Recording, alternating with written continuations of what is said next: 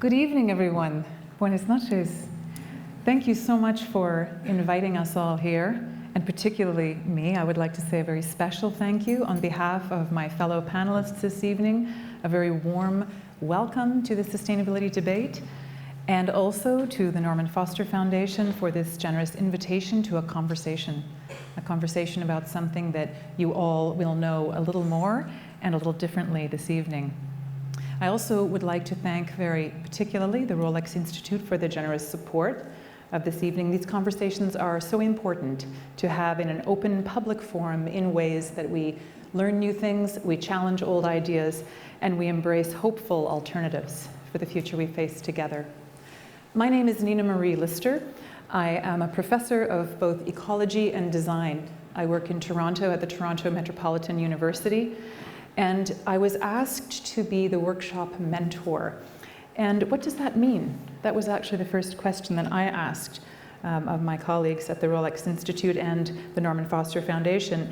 And what I was told was that this workshop would be the next in a series with a group of 10 international scholars selected by competition, the purpose of which is to gather together in the Foster Foundation to have engaged conversations that lead to design responses to a prompt, responses to a challenge. And I thought, well, we are facing a lot of challenges right now. Which one shall we choose? And indeed, the challenge might be summed up collectively, which is what you see in your program in front of you as a polycrisis.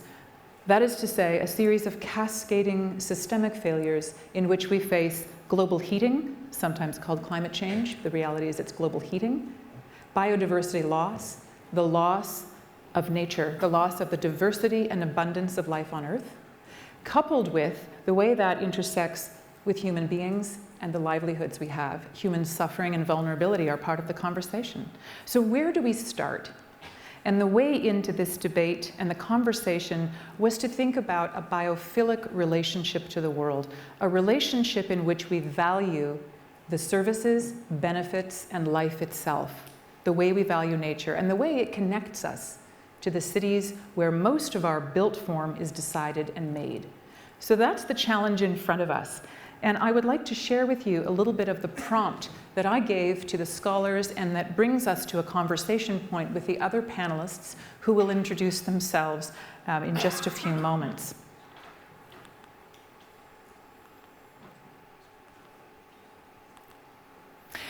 I would like us to think this evening about the way forward to a flourishing future, not just merely surviving or thriving or getting by, but a flourishing future, one in which, in the words of my fellow panelists you'll hear more from this evening, Mathis Wackernagel, where 1 billion people and life itself can thrive.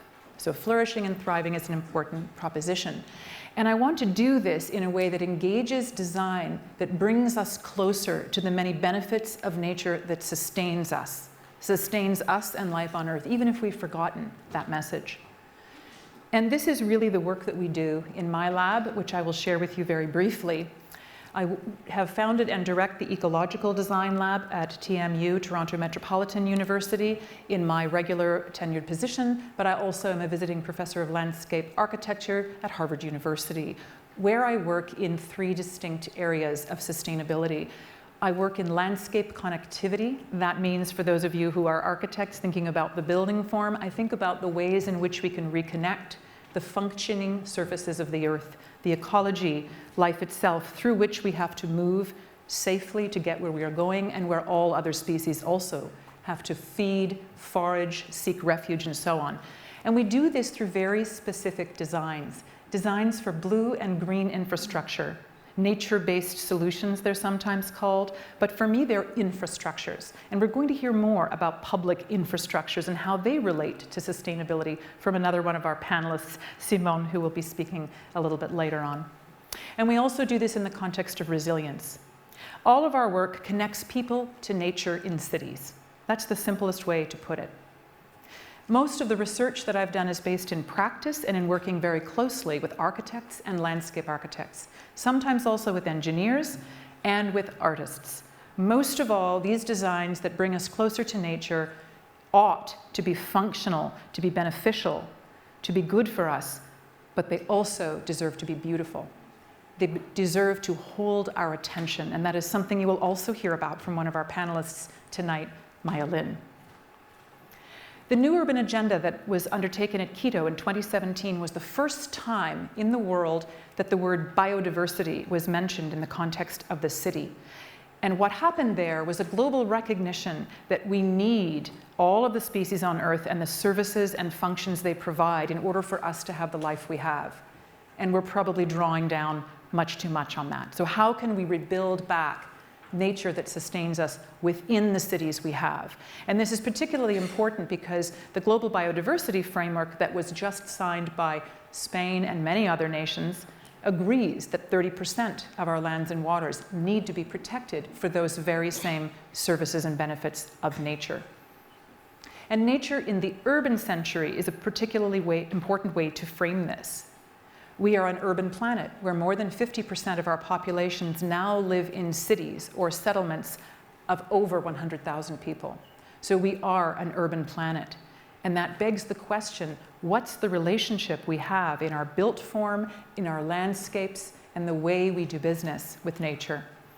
And we can see in these nighttime images that our world is very connected for people, but it's often disconnected from the nature that supports us. So our designs might do well to consider that. How do we reconnect with the natural world and its benefits? And those benefits are also for our health and well-being. They are sometimes called ecosystem services.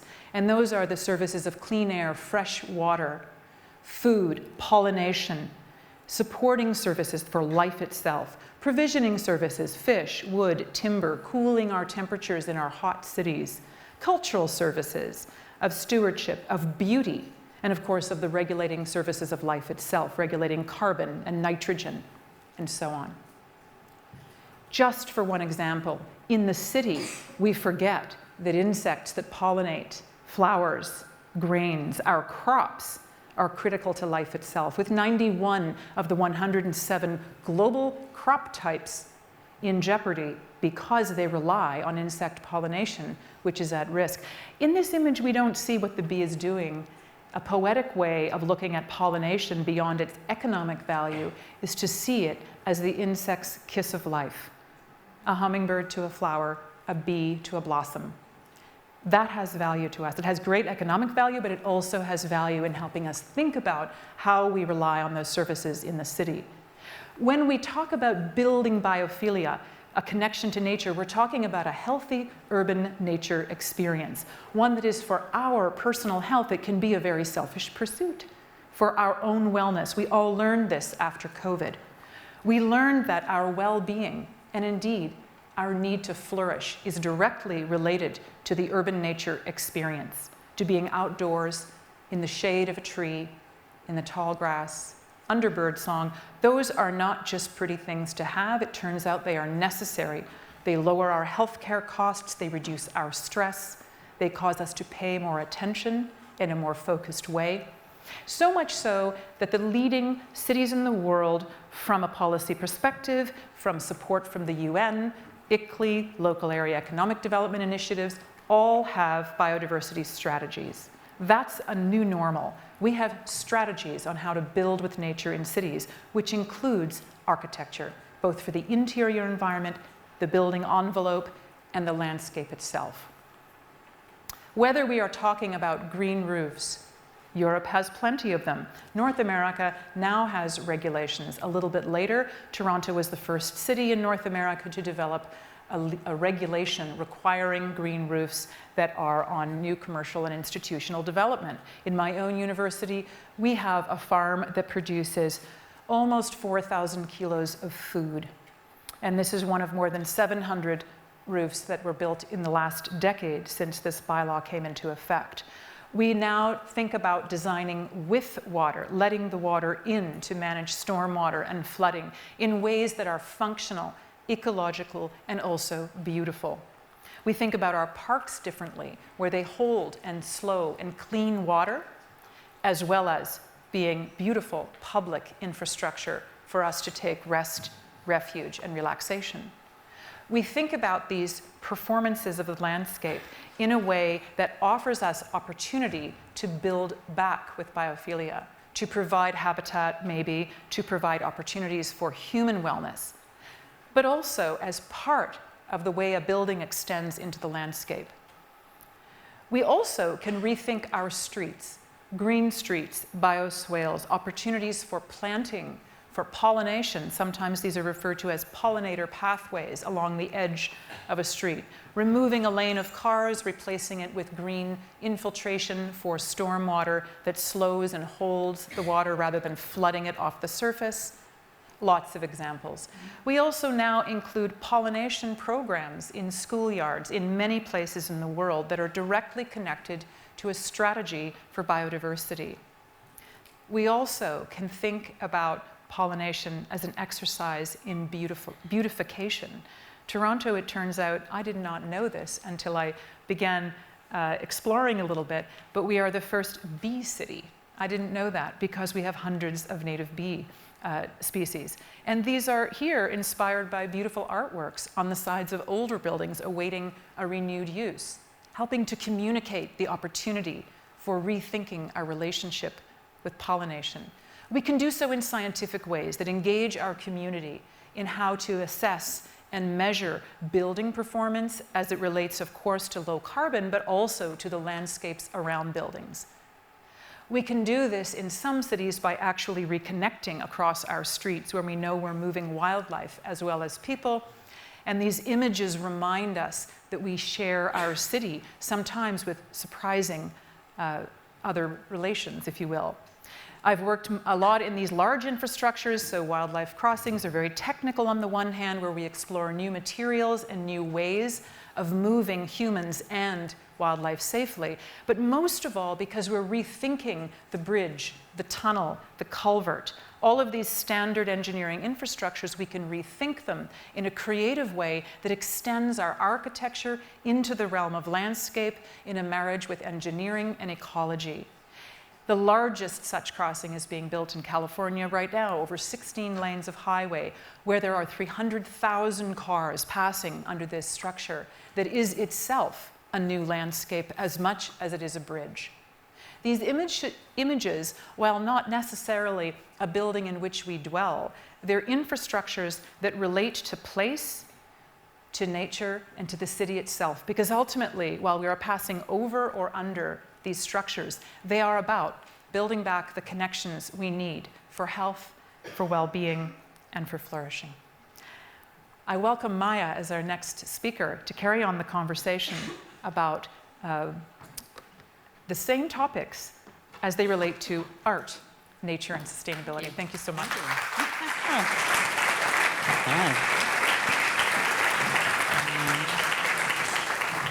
I'm just going to get started. So I'm going to talk about 4 projects.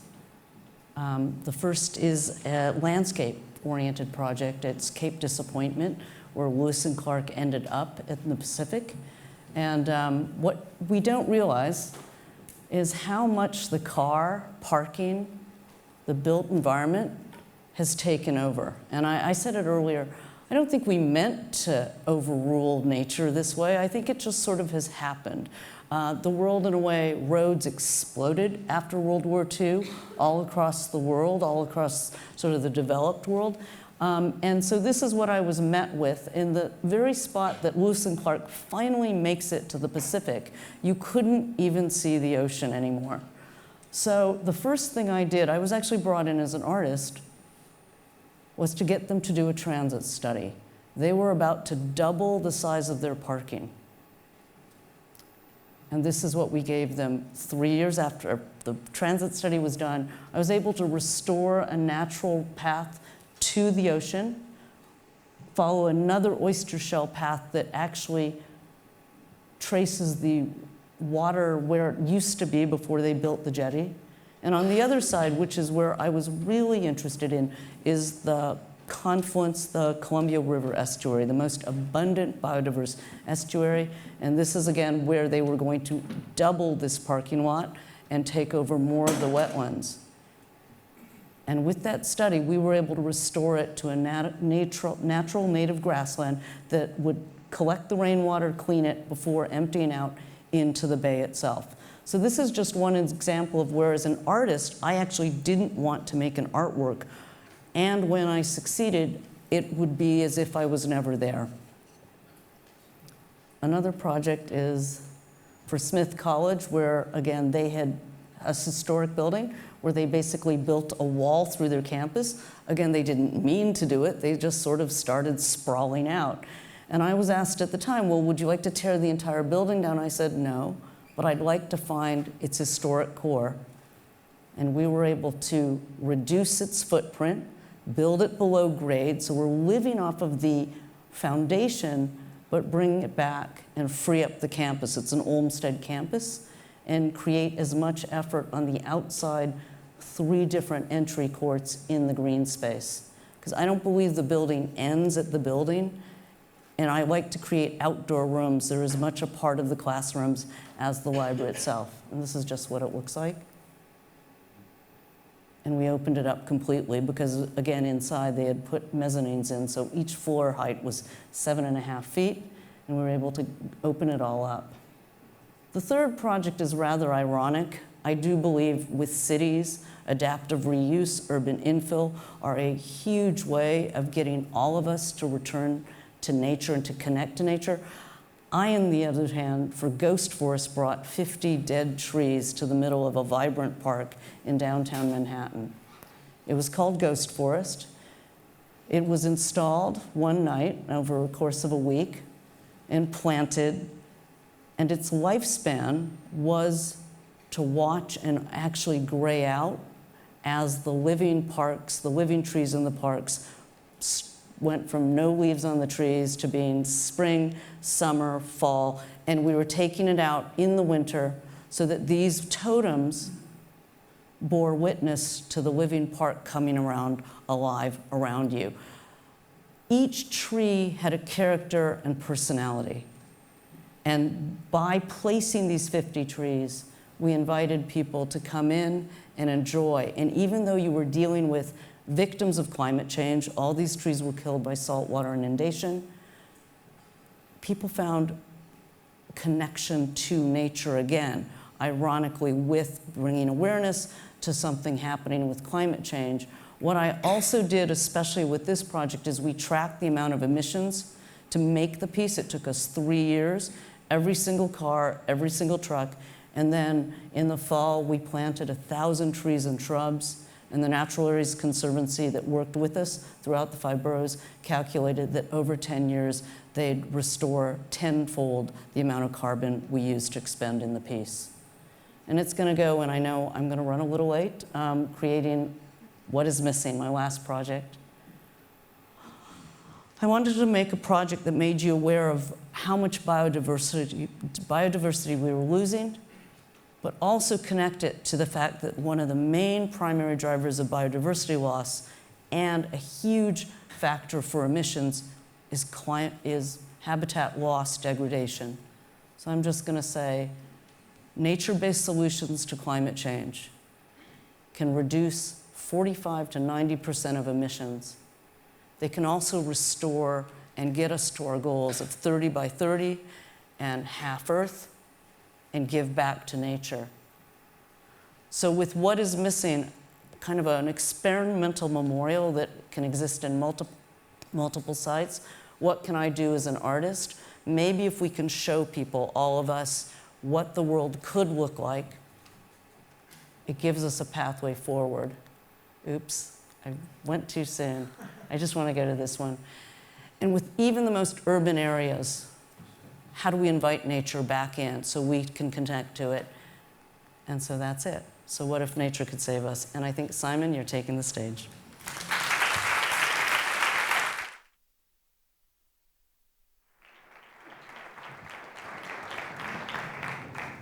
Hello, everybody. My name is Simon Kretz, as you can see. I'm a Swiss urban designer and architect, and I had the pleasure of being part of the Rolex Arts Initiative. As architects and other forms of spatial designers, we are, amongst other skills, trained to understand the needs of clients and to deliberate about design solutions. B, to have a sense of the concept of the public especially since architecture can't run away. It's not detached from our shared common ground.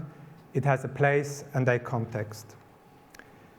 And to understand the importance of the infrastructural, the things in between things, the often invisible resources, energy, water, roads, ducts, etc. So if we want to speak tonight of something that should sustain, before we talk about houses or cities, we have to talk about how we live together, and more precise, how we learn to take sound decisions concerning the future. Can spatial designers contribute to these questions? Do we have the skill set for such a task? As I have started, we have the ability to combine deliberation and design and to link the notion of the public with the infrastructural thinking. I think this is already a good start. For most of the time, we use this skill set on a daily basis in our jobs, on a small scale. For example, like here, a workshop with a neighborhood community about their garden. Or if one should mount solar cells on the top of the roof of a local market hall. But what if we start to use our core skills on a larger scale, where decisions have a much bigger impact? Could we contribute by making large-scale infrastructures things of public debate, just the way we talk to neighborhood communities? In the last 10 years, my partners and myself have worked on multiple projects where exactly this was the goal. It was an experiment, and I'm glad I bought into it. I'll give you a couple of examples in order for you to get a better picture. We sparked a debate on the last free piece of land at the Lake Zurich. The envisioned park is to be built within the next years. We fueled the debate if one should tunnel a segment of a highway near Bern, similar to the Big Dig in Boston. Well, it's a little Big Dig. Or the covering of the M30 here in Madrid. And since the water of the Aare River in Bern is becoming too warm for the fishes, we are now part of a public design debate, as we call it, if one should use the Aare River water for energy production and return cool water back to the river for the fishes. Now you can claim that making things public and discussing all these complicated issues with a large body of people is mad. And along this line, you can also say that this take on sustainability has a very Swiss bias. It's correct. We do public referenda for most of the relevant undertakings on the national scale, such as the famous train tunnels through the Alps. But I don't see this bias as problematic, since each of us has a very specific and very local perspective that we bring to the global table of planning culture. At least, I think it's worth a thought. Just imagine all these people in these images telling their grandkids about their fight for a public lakeshore. They will know when and why a specific decision has been taken, decided upon, and also its spatial effects. And most importantly, their contribution will not be marginalized, since the case at hand is too big and too relevant for too many people. As you can see, I'm a part of a group of designers helping infrastructure to become things of public interest and of public debate. As the late Bruno Latour claimed, it's our duty to make these relevant things public. My belief is that sustainable cities are cities where a fairly large proportion of inhabitants share knowledge and power of spatial decision making. I'd like to coin this as a collective learning curve, and I think it is a core quality of any society. Along this line, sustainability, in my point of view, is a process. It's a long-term, evolving, and dynamic learning, and rather not the set of fixed elements that last forever. So in this context, I'd like to conclude with 3 takeaways for you. First of all, let's not forget the public nature of significant spatial decisions. It's not only an expert-based thing. So let's publicly design and debate public infrastructure.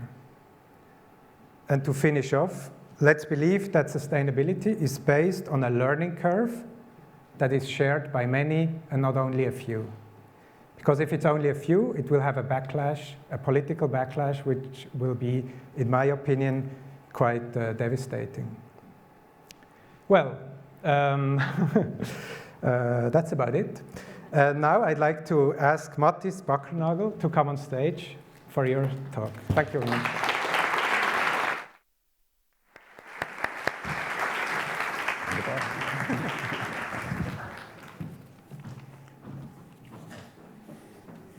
Grüezi. Bienvenidos a todos. Muchas gracias por estar aquí con nosotros. Qué honor.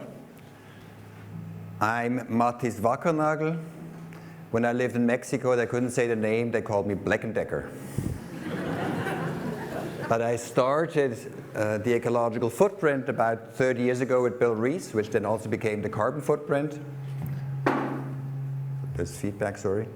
And then I founded Global Footprint Network, which runs big campaigns as well, you may have heard of. The biggest one with about 9 billion media impressions is called Earth Overshoot Day. In Spain, I think you call it El Día del Sobregiro de la Tierra.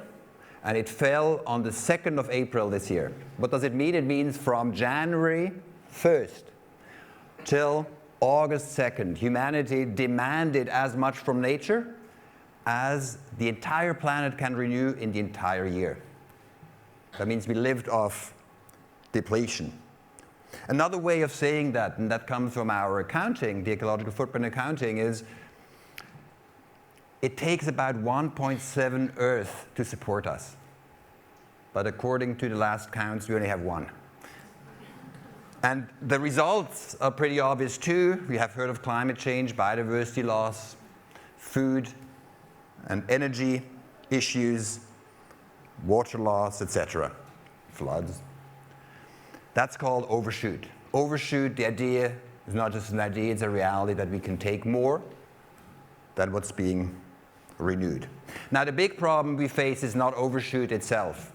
It is what I would call this mindset of inconvenient truth. Because inconvenient truth really means the more you know, the worse you're off. And people run away. How can we expect people to flock to the party by saying, the more you know, the more there's burden? They will use their brilliant brains to fight you. The progressives, they will talk a lot and do not so much. The conservatives will just fight it straight. So let me therefore talk about, what's the good news about overshoot? Here's the good news. The less other people do to prepare themselves for overshoot, the higher is your risk exposure. Why is that good news? It's good news because it means if others don't prepare themselves, you doing nothing is the worst action you can take. Let me explain that a bit more. The future has never been more predictable than today. What do we know about the future? We know that we will eat, we will drink, we will sleep, and we knew that in the past.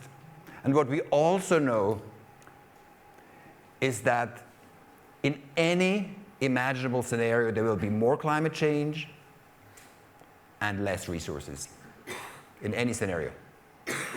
And actually, this future is coming towards us more quickly than we are able to adapt our physical infrastructure. And therefore, the question becomes, what's going to be valuable in that future? And it's pretty simple, I think. My hypothesis is that what's going to be valuable are things that can operate effectively in that anticipated future. Let me give you 2 examples. If you imagine $1 to produce $1 on average in the world takes about 2 square meters of biological productive space. That's the farm for the average dollar generated in the global economy. Let me go further here. And we've worked with a company, a recycling company, that for every unit of energy they require to operate, they can save 7. For every dollar value add they produce, they reduce global pressure by 30 square meters. So companies or assets or cities that are able, as they expand, to reduce the pressure on the planet, they are more likely to be valuable because they will not run into constraints and they will be needed more. Let me give you another example, already 20 years old. For mall development in Australia, the sustainability director did some calculations and found out that for every square meter of real estate in that mall, it took 1,650 square meters of footprint to support that activity, just to heat it, cool it, build it, etc. And she was silly enough that she went to the CEO and said, hey, look at the result, what I found. And the CEO was wise enough to see, my gosh, there's a lot of value there that we could save. And this waste really costs us. And because of that, they were able to have a few mega-billion-dollar projects that they could win because they're doing things much, much more efficiently.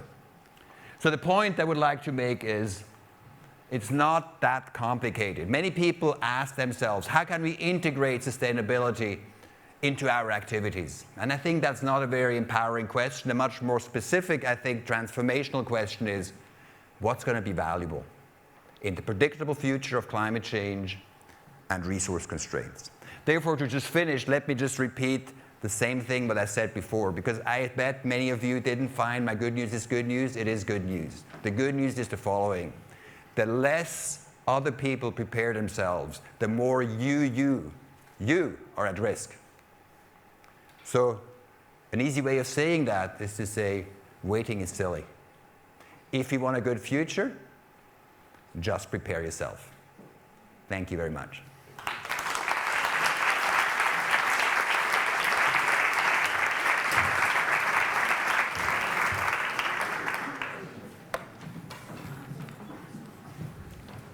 What do you want to say? You can choose. Okay.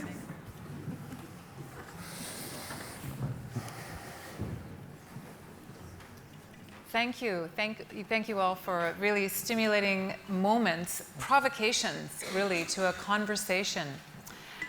I hope when you were listening to these 3 panel guests that followed my opening, that what you heard were very different ways of engaging with the world, but a common platform, a really common platform across all 3.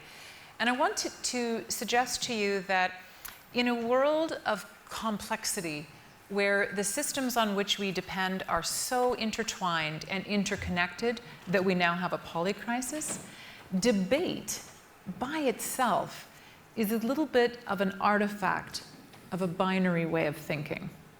You're right, you're wrong, yes or no, either or. And when we're talking about sustainability in an interconnected world, in which art, infrastructure, public engagement, and science all have a role, I'd argue that that's diversity. It's difference, but it's not necessarily an argument.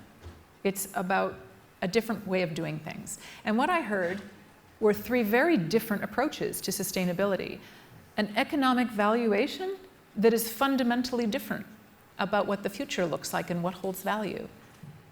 Art as a provocation for rethinking infrastructure, for unbuilding maybe. You dug up pavement. I heard about public infrastructure and engagement in how we choose the future that might have value. So I wondered if we could pursue that a little deeper, if we could dig into this idea of infrastructure and how we define it. We've all talked about it in a particular way, and I wonder if you might each say a little more about unpacking the idea of infrastructure. And I just want to foreground it by saying that for most of us, sustainability, when we talk about infrastructure, means roads, bridges, pipelines, sewers, probably architecture too, but I don't think most of my architecture friends like to think about their beautiful buildings as just infrastructure. Something a little more than that. So I wonder if we could talk a little more about the power of that word and how we're investing in it, redesigning it, claiming it. A little bit more about your 5 minutes, if you like. And I know there will be some questions for all of us. Yeah, go. We don't have a I want to pass around the microphone, but I realize I'm wearing it. You can use the glass to pass it. Infrastructure sounds very abstract. Economists then say, oh, it's about capital. That sounds very capitalistic. And people say, oh, no. But in the end, I think what we're talking about, I think I'm an engineer by training, so we think physically. So to translate capital, I would say the physical translation is capacity. Capacity. And the question is, when I say what's valuable, is not, oh my God, it's like this electronic dollars in a bank account. It's the capacity to operate, the capacity to produce food, the capacity to live safely, the capacity to be able to move around, the capacity to be safe. Are we shifting what we are doing? And that could be by taking away some infrastructure, or it could be by building houses differently. Are we creating things that give us the capacity to operate well and be able to operate well? It's that simple in the end. We focus too much on income, which is just kind of saying how much do we spend, which often depletes. It depletes our assets. So I think the question needs to be, what do we need more of? We need the capacity to be able to operate. And it becomes very straightforward. And that's, I think, the capacities you talk about. Through beauty and through engaging people to say, what do we really need to operate? Yeah, I heard agency. Maybe capacity and agency are related words in this context. Yes. Well, infrastructure has a bit of a complicated past as a word when it comes to architecture, because most of the time one thinks of it as the underlying structure that holds everything together, where you can plug in your house, for example. I think nowadays we don't talk about infrastructure, but rather infradynamics, because the thing that relates all of us is itself not an entity that lasts for itself, but it itself is dynamic. So it's the relational things in between the different aspects is itself dynamic. So that's why I'm interested in it. I would not be interested if it were just a structure, no? So it's actually not a structural device, I think. But when it comes to agency, I found out that sometimes we say that we cannot put all the important decisions to the end user or to the individual. Sometimes we say, okay, it's too complicated, and it's not possible for the end user or the individual to decide on every sustainability aspect that is a common thing. So then we ask ourselves, okay, so we need a shared common somehow organization for that.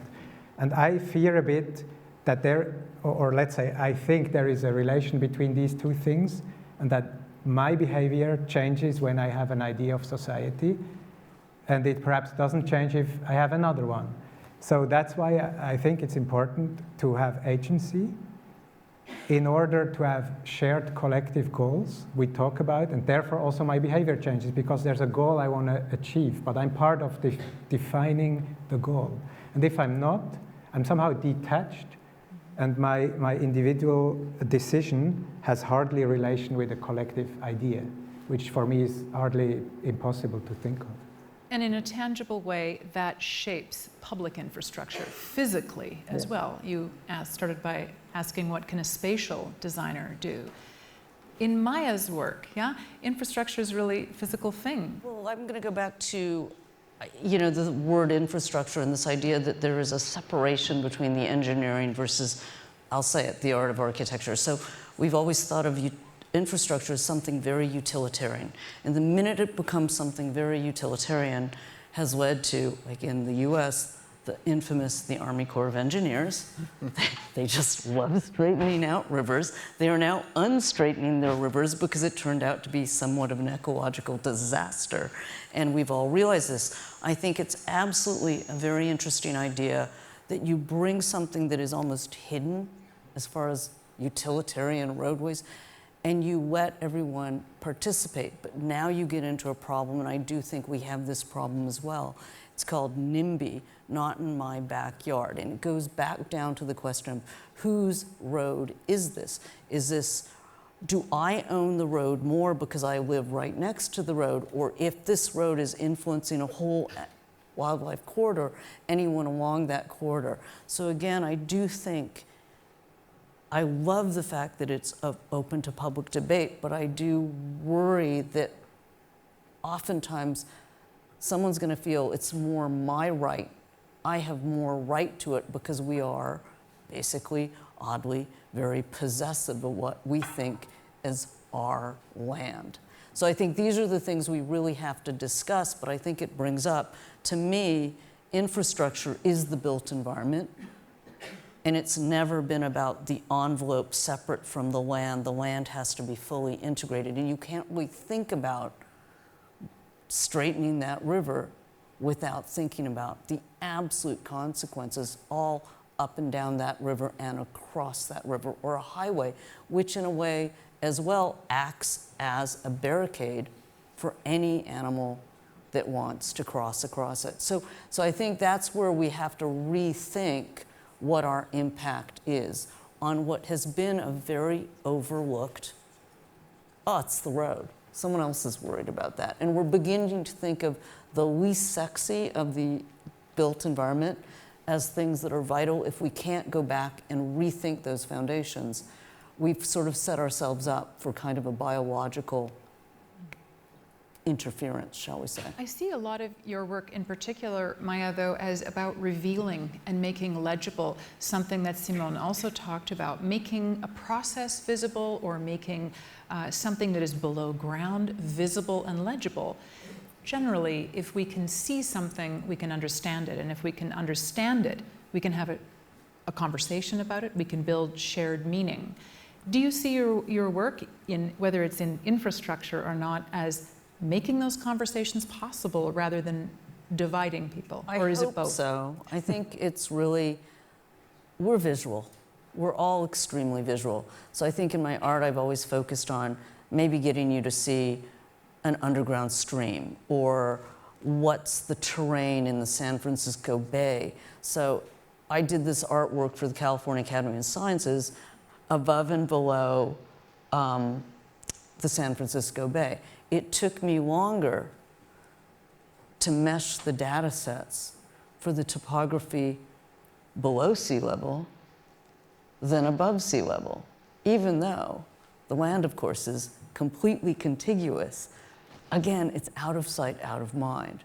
What I think this whole discussion has been, if we talk about sustainability and in a way biophilia, which was the focus of the workshop, it's how do we also see what our effect is having on other species. Exactly. Which I would say that's going to be harder for us to, in a way, care about and understand, but we all know that if you bring parks into our cities and you hear the sounds of birds and water and insects, it makes us all innately healthier and happier. I mean, I think the reports are out, so I'd throw it back to you and go, I think it's more than just making it visual, it's making us feel it's important. It's important to care about those species because they have a right to be on this planet as well, not just because it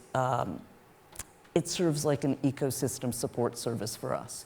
Well, making something visible or legible, understandable, allows us to make shared meaning. And if we don't have an understanding about something, a process, a species, health, we don't value it. And if we don't value it, we don't invest it or protect it. This goes to future value. Right. My question about infrastructure was, of course, a way to get into how we invest in the services and the rights of nature around our built form. The cities are the places where we have control over built form in most places, whether we choose to invest or not, or to engage. What about that investment in that infrastructure? How does that, I don't know about all of you, I'm not an economist, I'm trying to imagine how that plays out from an investment point of view, the thing that will be valuable in the future. Let's say it's revealed to us in public engagement processes of Simone's work or in Maya's artwork. It's revealed, it's legible, we value it, now what? I think another piece of good news is that I don't know if I like your good news. We're finding the good news. We're going to mine for it. the good news is that we don't necessarily need to have shared understanding and shared values. It would be beautiful to have it. Not having it, understanding your context is only of advantage. It's only of advantage. So our conservative estimates show we use about 1.7 Earth. Ecologists show that if we use more than half Earth, we won't be able to maintain more than 85% of the biodiversity. So half Earth is probably a more stable situation. We use 1.7. There's a factor 3 difference. And that's the global average. It's not about American consumption. That's global average. So that's kind of the situation. That's the context we live in. Whether you like it or not, you can say, I don't want to like it, whatever. It's just what it is. And so the question then becomes what's valuable if you want to build something or construct something. If your business expands, if your building expands, and as an effect in the world, global overshoot doesn't shrink, the likelihood that your project will stay valuable. Valuable means it will provide the capacity to operate in the future we can anticipate is very, very low. That's my advice. You can choose. You don't have to agree with everybody. You don't have to wait for anybody else. Actually, waiting is the silliest strategy you could take. Just accept the context. It's not a burden. It's a context. It's the painting on the stage. Now, you choose how you want to play your game on the stage. If it's more consistent with your context, the likelihood of you winning your bets, and with that also the bets for society. It's like with COVID, you know, protecting yourself is also good for society. It's not only good for yourself. So I think this is kind of this match that we underestimate how radically, so making sustainability so simple, it seems so radical, but actually makes it much more transactional in some ways and active, you know, so we can act upon it. You know. So we start investing in ourselves to start with, investing in our own health and wellness in these infrastructures of sustainability. I know we have some questions. I believe it is an opportunity to engage our audience a little bit in some questions. Would you like people to raise their hand and you'll bring a microphone over, or how would you like to do that? I'd like to pick up on the theme of public participation, but before doing that, I'd give another view about infrastructure. I suggest it's the very heart and soul of any city. Absolutely. It's the urban glue that binds the individual buildings together. It's the public spaces, the routes, the boulevards, the plazas, the avenues of trees. It's also the connections, the public transport, the bridges. So it's the DNA of a city, and it's designed. It's not accidental. And the design of London is very different from the design of Madrid, from Paris. That's what makes them visitable places where people want to live, as opposed to the urban sprawl. But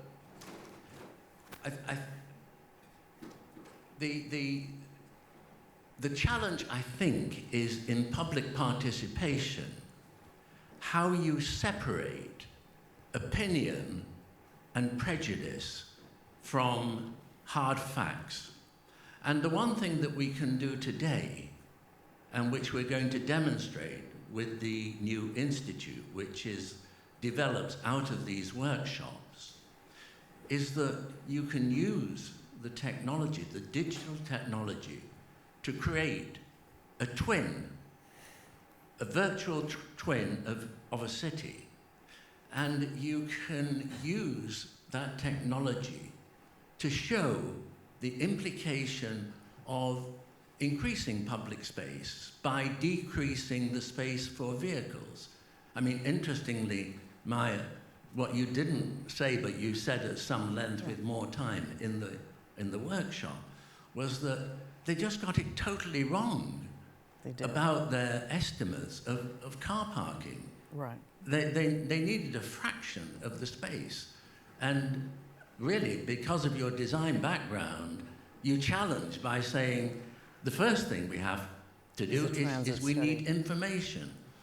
So I think the prospect of being able to involve the public, to be able to show the benefits of making design decisions, because cities evolve and change, is really exciting.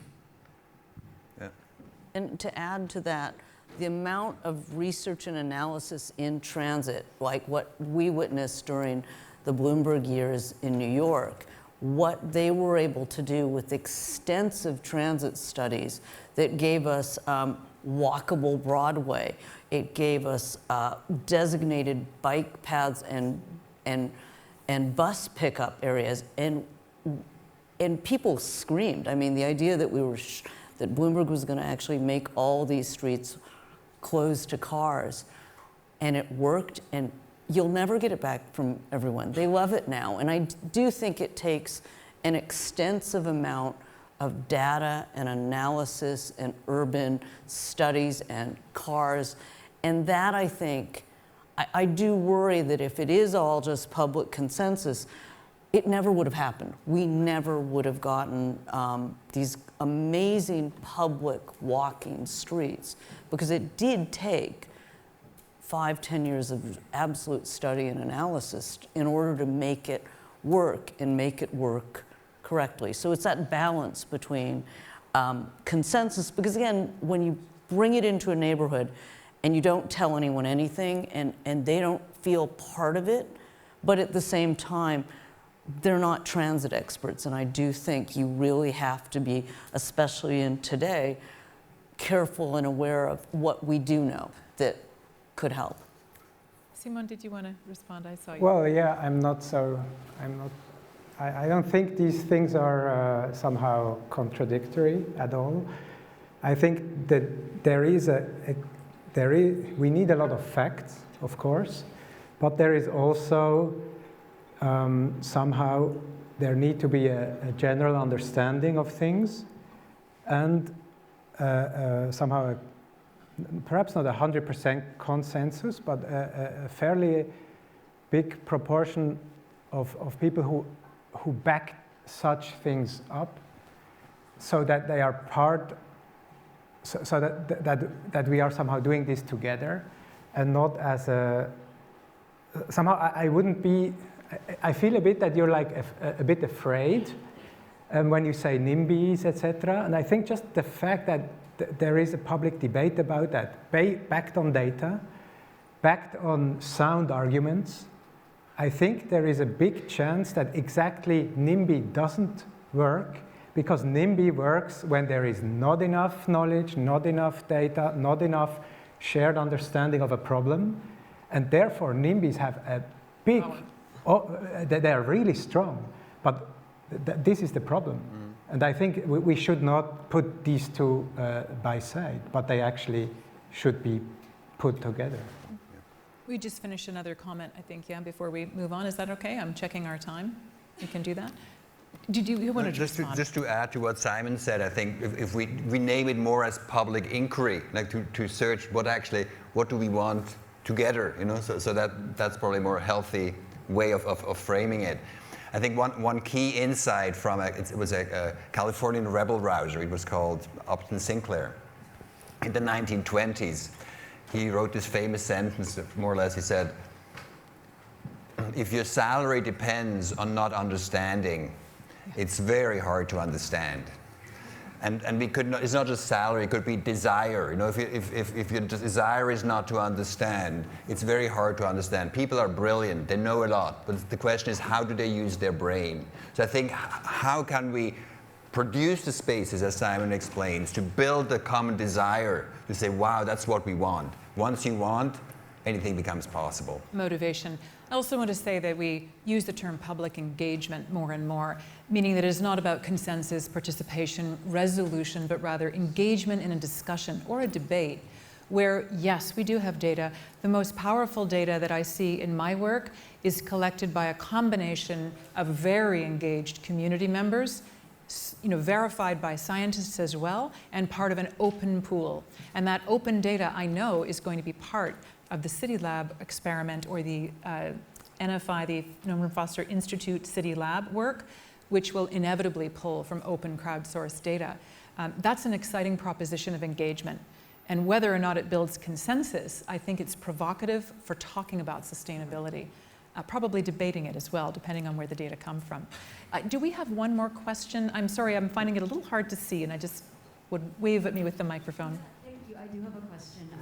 Just when we're talking about public, I'm really excited, and I love terms like community engagement, and I think it's like really easy to get behind and exciting, and like this idea of defining a collective goal. But my question is, how do you kind of make sure that you have a public that's diverse and that people get their voices heard? Because when you think about community board meetings, even in New York, it's like the people who can go are the people who are wealthy, who have cars, who have a vested interest in keeping the space for their car to be parked in front of their apartment building, right? And it's like the single moms and the people whose kids are going to be playing in the parks aren't going to be at these community board meetings. And I wonder, like looking at the pictures earlier in Switzerland, like how you get the largest kind of swath of the population to come and have their voices heard, so that there's also a diversity of opinion defining these collective goals. Because I also think, like I'm saying, like some of these things that might be beneficial to the largest part of the public, those voices aren't going to be the ones that are heard. Actually, it's going to be So, the question car for owners. Simon. Question for Simon. Yeah, well, I really understand what you mean, and within the community level, I think it's really a difficult issue to get all voices. But I'm talking about a slightly different context, which is a larger scale, and we have. I think now I have to contextualize. In Switzerland, we vote upon everything. Like every infrastructure needs a vote, a public vote. So if there is a public vote in the end, if we are going to pay it or not, then the debate is directly steered towards everybody. So there is hardly anybody not participating because it has such a big impact, and there is a popular vote. So I know this is a bit different because we have this kind of Damocles Schwert that goes down. So there is a form of intensity and need to talk about it. So that's why I think that there is a slight difference to that.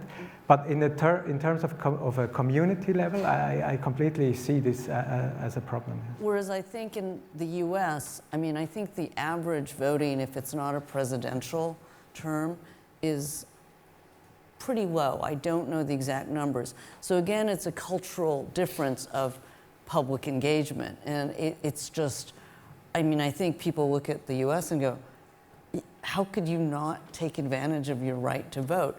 And so it would be about trying to engage with the community in different ways. I found in all the works that I've done, and they all ask for and engage with the communities. The community comes out. For some it's just sort of a nice, wonderful discussion. I'm actually very in favor of it. It's just that I'm somewhat skeptical of how do you reach out to the entire community, because for me, it's sort of like you might get the people that live in the neighborhood, but you really want to think about infrastructure in a much more encompassing ideal. And that's where I'm afraid that it's sort of like, well, who's coming out to vote? It's like, how are you going to engage the larger group than just who's immediately adjacent to it? And these, of course, go to much bigger questions of power and diversity, of who's doing the invitation, who's supplying the data. This is a very big question, and maybe one for the next sustainability topic that really engages the civic and the diverse and the democratic. I want to thank very much our panelists for joining us this evening and for your inspirational provocations on what we do next for biophilia. Thank you so much. Thank you. Thank you.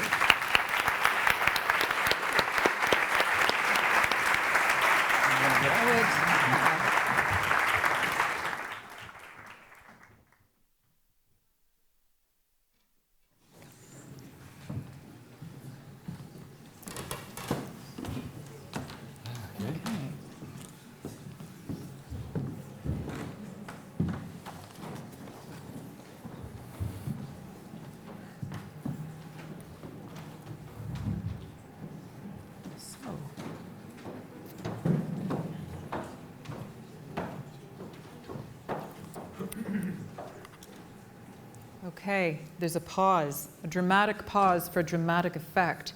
Suddenly, the panel has changed. I feel as though the workshop mentor, my role shifts and moves a little bit in exciting ways, and I get to meet new and wonderful people.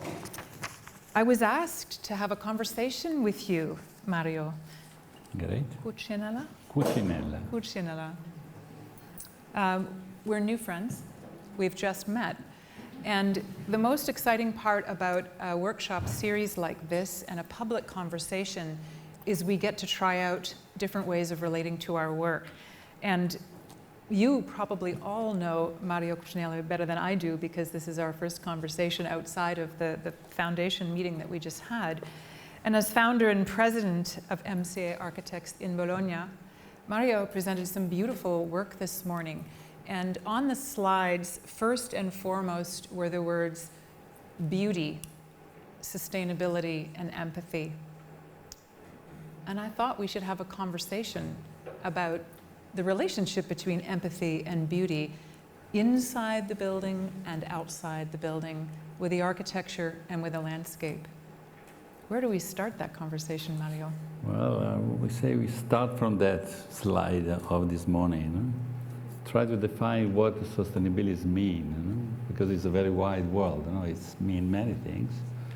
And I thought to talk about architecture in terms of creative empathy. You know? It's connecting creativity with empathy, which is empathy today was said a few times in our conversation, because empathy is an attitude of people, you know, in relation of other people. Like we're discussing about participations and things. You know, you need this kind of empathy, you know, to understanding, but also understand place, you know, to really understand what is the major aspect of the space. You know, also the climate, the data, information. You know, I think all this empathy help you to your creativity. You know, it's driving by empathy. It's not only the creativity for creativity. You know, and I think this is a very good lesson also from the past. You know, where people make buildings. Before make building, they try to understand where they are, which kind of energy is around, which kind of material is available, which kind of technology they can use. So I think this discussion this morning was also about what we can learn from the past, because we are looking the future. You know? And I think we show some examples to see how architects or non-architects in the past, they was able to make fantastic things by really creating this kind of a deeper relationship between the place, climate, and sustainability. You know? But sustainability is a kind of a new world. No, it doesn't exist before. No, it exists today because we live in a sustainable way that we are all pushing to find sustainability. This is demand is different. You know? I'm going to interject for a moment only to share with our audience that we're going to paint a picture of the images, because I see, I'm sorry, an image that I showed earlier is here, which you will visualize Mario's beautiful work that I saw this morning, and you'll explain it, I hope, a little better than I will. 3D printed dwellings out of clay in a beautiful dome shape that serve like a chimney to ventilate hot air, keep cool air in, that are a product of their environment.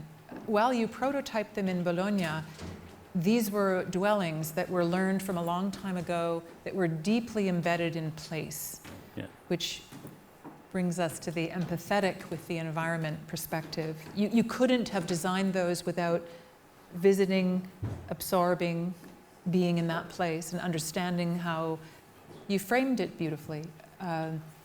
Being in a place and knowing, looking up and knowing your environment that taught you about, or taught one about the relationship to cool, heat, food, fuel, and so on. Yeah.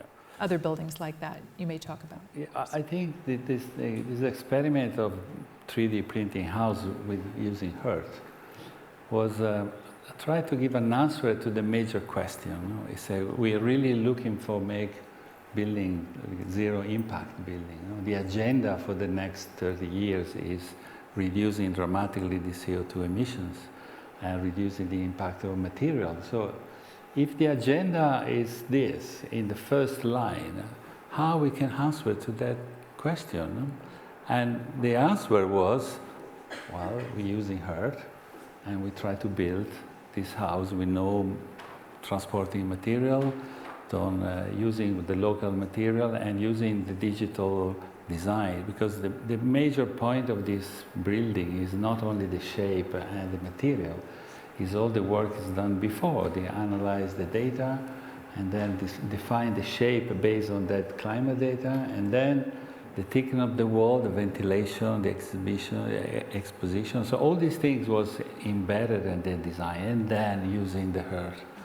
So I think that was the experiment, because we set the agenda, the point of the agenda so high, which is, I think is one of the questions today, because buildings are not zero impact. We can improving a lot, but it's not zero, or not yet. You know? So that was the idea, to make an answer to the major question, how to make it. And that is only the first step, you know? It's an experiment. We look, it's working, it was built. Other maybe do another step and made another buildings. And I think we need to make more experimental, more research, how we can make a better building for the future. You know? And I think this is a crucial part of our work. You know? Well, you started that presentation this morning by asking us to, yes, practice creativity with empathy, but also to reflect and reflect on and redefine beauty for our times. And I thought that was also provocative, because beauty was in the mandate. Of course, architecture deserves to be beautiful, but infrastructure, the image that's behind us, for all intents and purposes looks like a bridge, a very serviceable bridge, or maybe it's a tunnel, depending on your perspective. And this was also an act of redefining what beautiful is. Beautiful in this context was safe passage, not only for people, but for an entire world of other creatures who move across that new landscape surface.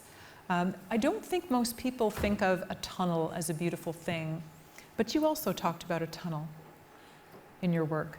Yeah, well, I say that we define the concept of beauty because in the context of sustainability, beauty is not only the aesthetic part of the story, you know, but it is the meaning. You know? Like you said, the tunnel. But if tunnel is beauty because it's connecting, you know, natures and animals, you know, and then it's the part of the story of beauty. It's not only the way it's made, you know. Mm-hmm. And I think when we talk about sustainability, we need to consider, and then part of the beauty is also something visible, but it's the meaning. What does it mean to do these things?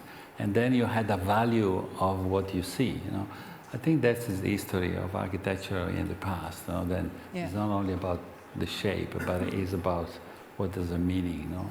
What is the meaning? What is visible and legible? We're going back to those concepts again, around which we have an understanding about what sustainability can be. Yeah. And that does challenge us to redefine our ideas of beauty, for sure. Yeah. But that brings us back to building empathy. One of my colleagues this morning reminded me, Julia, thank you, that in landscape we talk a lot about cues to care. The way we manage landscapes tell us what we are caring for and what is wild or an accident.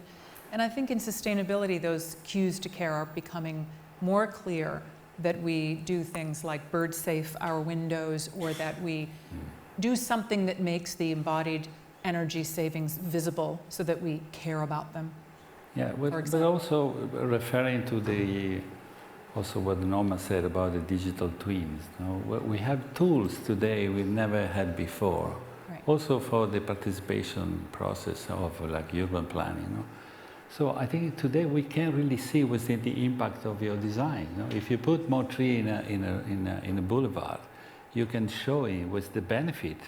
No, it's the data, no, it's the information. If you're reducing the impact of traffic, then you can see what is the benefit of do that in terms of social impact. So I think these tools, we need to use these tools to help people to understand why it's important to change. And we have this tool today, you know. We know how to do it. So I think the question, I followed this debate when I was sitting there. And so we're creating the problem. Huh? Mm-hmm. We're creating the problem. That part's clear. Yeah, and that is the point. We're creating the problems. Then all of us know how to solve it and why we are not solving. Mm-hmm. So that's the question, why we are not solving. So I was thinking there, we talk about animals and things, which is a beautiful thing, and also how to make our better city. But maybe if we really want to talk about sustainability, stop the war. Stop the war around the world. That is the first thing, very fundamental for the sustainability, because we can talk about a lot of things, and at the same time around the world is killing people around the world by war. So I think we need to focus on something that really makes a lot of sense for humanity, you know. And I'm missing this. Sometimes the debate is a little bit like a small circle, you know? But I think we need to understanding what is the scale of the problem. It's not only about how we save our planet. We are sometimes in an echo chamber, speaking to ourselves when we are designers concerned with sustainability. For certain, the problems are planetary. But we have, whether it's with data or with new methods of gathering it and seeing it, we've never been able to see more clearly. That is for sure. I know that there are at least a couple of questions. I saw some hands earlier. I know that we're going to hear from someone momentarily over here. Maybe hard to see with me. You might have to wave. Yeah, please. I've got a question for you about your presentation. You show more than one example of these ecological corridors, these bridges for animals. Do you think that that are the best way, the best tool that we have to quickly rebuild the ecosystem broken by our infrastructure? Yeah. I think I got it. Are we reconnecting ecosystems that have been broken by human-designed infrastructure? This is an interesting question. Actually, I would go to Norman's question earlier, or observation, that our cities, the DNA of our cities are, in Simon's words, the things between things. I thought that was a beautiful turn of phrase. Often what we can't see holds that infrastructure together, the public spaces, which are in many ways, sometimes they're just the spaces between buildings. Even in our most dense cities, there are opportunities for corridors, for connectivity that can double for people and for pollination, for example.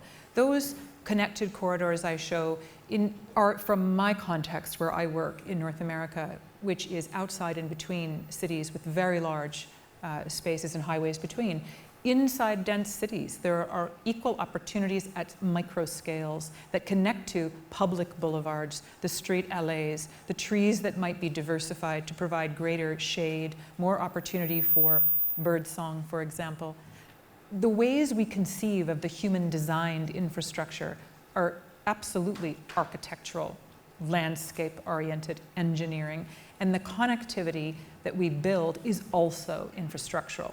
So it is an irony in some ways that we would be using infrastructure to fix an infrastructural problem, but part of that is, as you heard from our panelists earlier, we are redesigning the thing itself, whether it's digging it up to reveal different infrastructures or whether it's repurposing it. That bridge you saw a few minutes ago is arguably a tunnel. It could be a green roof. You could perceive it as a landscape itself.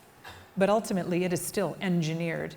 In that particular case, high-power vault engineering by HNTB and MVVA that has now been adopted in other places and modularized. It's very much civil engineered and structurally engineered, but it is also a landscape. So this is about shifting our thinking to see clearly and to, I would argue, design with empathy.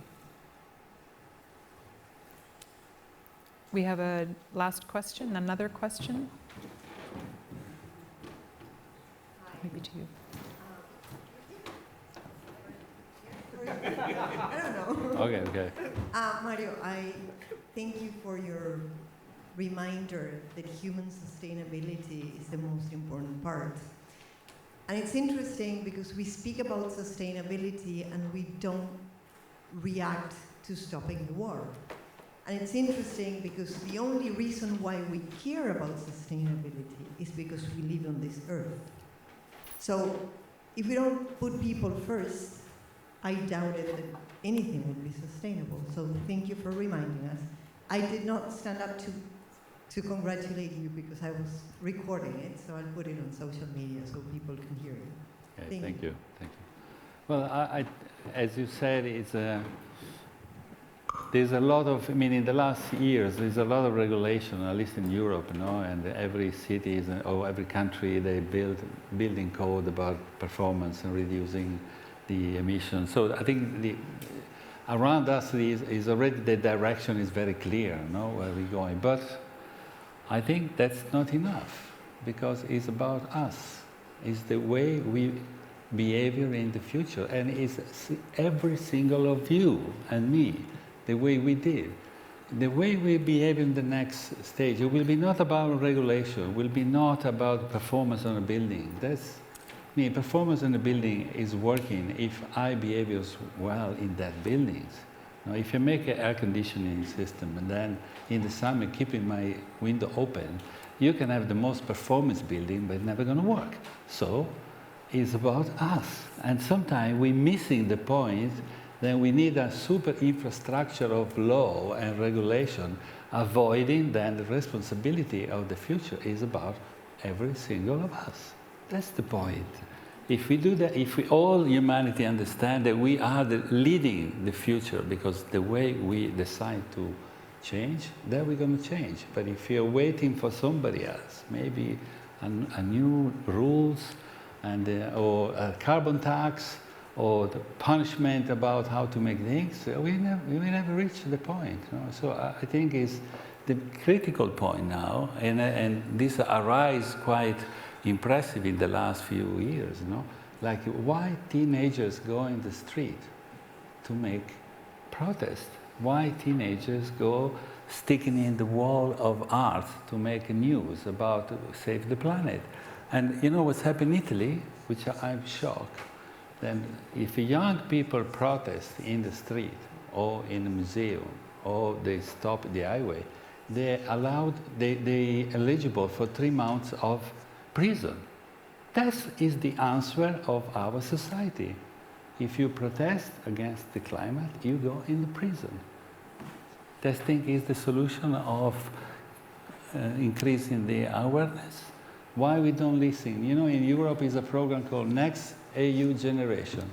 Are you thinking that a lot of people listen, the new next generation of people?